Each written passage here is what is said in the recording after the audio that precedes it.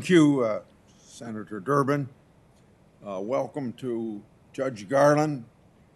Glad that you've been honored with this appointment to be Attorney General of the United States. Welcome the public at large, most of them very remote, not the large crowds we normally have when we have an Attorney General nominee before this committee. I have a longer statement that I'll put in the record, and I've still got plenty to say even this morning. I, of course, congratulate Senator Durbin on his new role as chairman.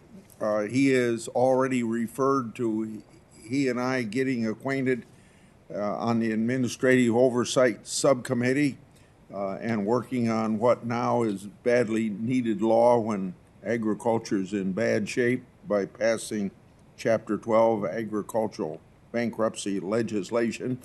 And I look forward to working with you in the future here. And I also want to express my admiration for Senator Feinstein, the previous Democrat leader of this committee. She and I have worked closely together during the years that I chaired and she was ranking member. And I thank you for your leadership.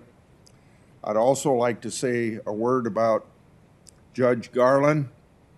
This is, of course, Judge Garland's first time appearing before this committee since ascending to the federal bench.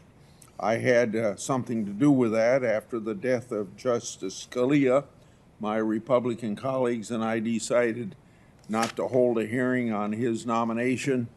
In other words, meaning Judge Garland's nomination to the Supreme Court, having been nominated by President Obama. As you recall, it was an election year with a divided Congress. The position I took was consistent with previously publicly expressed positions by other senators and Democratic senators previous to that. So yes, it's true that I didn't give Judge Garland a hearing. I also didn't mischaracterize his record. I didn't attack his character. I didn't go through his high school yearbook. I didn't make his wife leave the hearing in tears. I took a position on hearings and I stuck to it, and that's it. I admire Judge Garland's public service. Just because I disagreed with anyone being nominated didn't mean that I had to be disagreeable to that nominee. Unfortunately, that's not always the way it works in this town that has great political division. Judge Garland is here, and we're here to talk about his nomination to be Attorney General. And I extend a warm welcome to you, Judge Garland, and to your family and friends that are probably very honored because of your nomination. This, of course, is a worthy capstone on a storied career that you have had. Judge Garland is a good pick to lead the Department of Justice. He has decades of experience as one of the most respected appellate judges in the country, and before that, being a great prosecutor. When the domestic terrorist Timothy McVeigh was executed for his crimes, we had Merrick Garland to thank for that successful prosecution. No one doubts that Judge Garland is qualified for his job, but of course, Attorney General is more than just qualifications. The top law enforcement officer of the United States must be committed to enforcing the rule of law.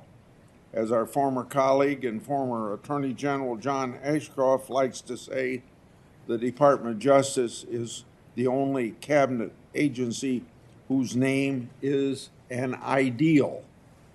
It's not the Department of Law Enforcement, but the Department of Justice. Justice is equality under the law. There's one law for all Americans, regardless of race, color, creed, or connection. Is Judge Garland up to that task? I think he is, but today our goal is to ask him questions to find out. The Department of Justice has taken important steps to live up to these ideals expressed by Attorney General Ashcroft, and I think they've done well in that direction particularly over the last 4 years. The department has undertaken many successful initiatives to reduce violent crime in all communities. It has sought to maintain the rule of law by reforming consent decrees, guidance documents, and sue and settle abuse. It has protected our civil liberties, in particular defending our religious liberties and pursuing elder justice. I hope that the Department of Justice continues these initiatives under you, Judge Garland. What I don't want is a return to the Obama years. I don't want an attorney general who bragged about being a wingman, and those are his words, to the president. That was Eric Holder, notoriously describing himself. I don't want a Justice Department that abuses the FISA process to spy on American citizens. I don't want consent decrees that federalize law enforcement and cause murder rates to soar. I don't want a return to catch and release on the border. I could come up with many other examples. Unfortunately, a lot of what we've seen so far from the Justice Department is discouraging. They have whiplashed, inducing changes to litigation positions. They're going through rescinding excellent rule of law memorandums right out of the gate. President Biden is even reportedly firing nearly every Senate-confirmed U.S. attorney, regardless of what investigations they're supervising. That is troubling. That is why I am especially concerned about the Durham investigation.